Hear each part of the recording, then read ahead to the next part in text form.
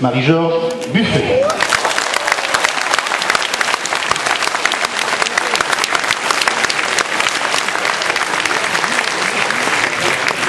Chers amis, chers camarades, lorsqu'on entend Thierry et les autres candidats et candidates, Michel, on se dit que décidément dans cette région picarde, le front de gauche est bien parti.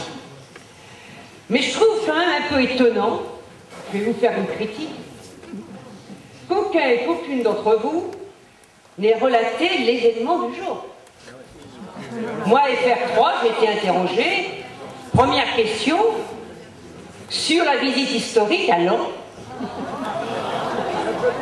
du président de la République.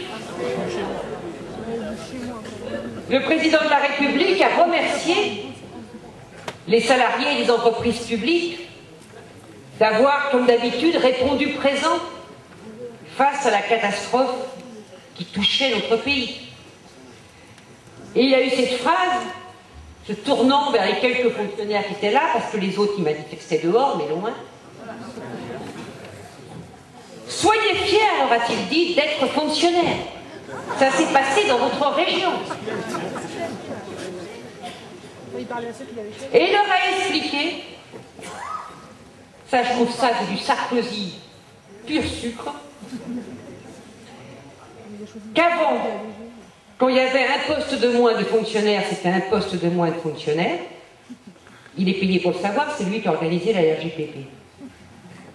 Mais que dorénavant, grâce au décret, un fonctionnaire se verrait proposer 3 postes nouveaux avant d'être licencié. De qui se moque-t-on? Aujourd'hui, il est en train de tuer la fonction publique. Et la fonction publique, c'est la République, c'est les droits des citoyennes et des citoyens. C'est l'égalité des droits à travers l'action des fonctionnaires pour faire en sorte que la loi soit égale pour tous et pour tous.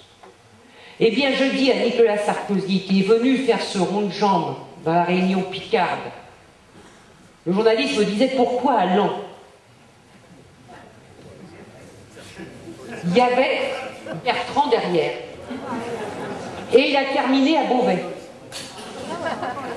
Eh bien, je dis à Nicolas Sarkozy, ne touchez plus à la fonction publique, ne touchez plus aux entreprises publiques. Les listes du Front de gauche, ce sont les listes 100% service public, 100% fonction publique, et nous serons côté des actionnaires et des salariés des entreprises publiques.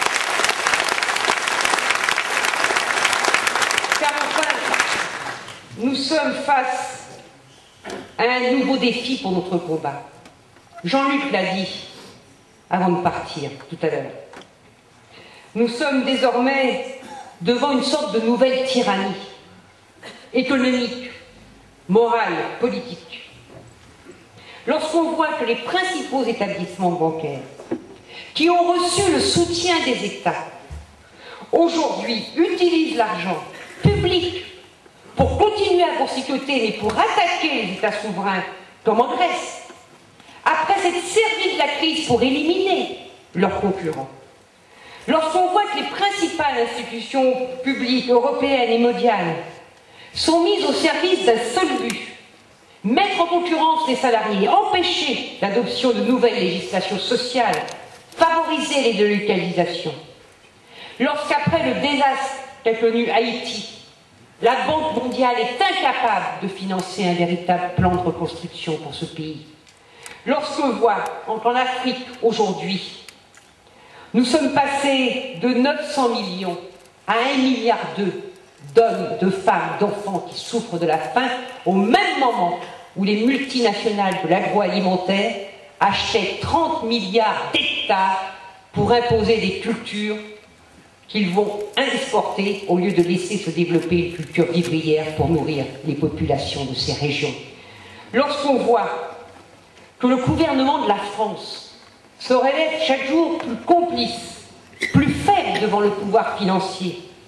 Lorsqu'on voit le président de la République installer au cœur du pouvoir les nouveaux maîtres, les patrons des multinationales, une oligarchie sans foi ni loi, alors face à cette nouvelle aristocratie financière, l'acte fondateur d'une politique alternative, l'acte d'espoir à gauche, c'est d'affirmer frontalement que nous voulons placer les banques et les marchés financiers sous le contrôle des citoyens, que nous voulons placer la Banque mondiale, le FMI ou l'OMC sous le contrôle des peuples, parce que les peuples ont le droit de décider de leur avenir. Lorsque des millions de salariés travaillent chaque jour la peur au ventre, pour moins de 1 000 €, avec des horaires décalés, et vous le savez, vous, qui êtes d'une région ouvrière, sans espoir de voir le bout du tunnel, lorsqu'on licencie les professeurs et qu'on construit des prisons, lorsque le tiers-monde n'est plus à l'extérieur de nos frontières, mais au cœur du salariat de notre pays, alors que ceux qui nous dirigent poussent chaque être humain à être son propre ennemi pour survivre dans une compétition fatale pour tous, alors à ce point-là, où la violence du capitalisme s'exprime sans retenue, l'acte fondateur d'une politique alternative, d'une politique d'espoir à gauche, c'est affirmer que les logiques de partage, de mise en commun, de coopération économique sont la condition d'une société de dignité. Chers amis, chers camarades, ils ont créé le capitalisme totalitaire. La balle est dans notre camp, il faut le dépasser. Nous avons à inventer aujourd'hui un socialisme d'émancipation, oui, un nouvel internationalisme, oui, nous avons besoin d'une nouvelle épopée progressiste, d'une nouvelle épopée de la gauche française et européenne. Et cela commence par un petit détour.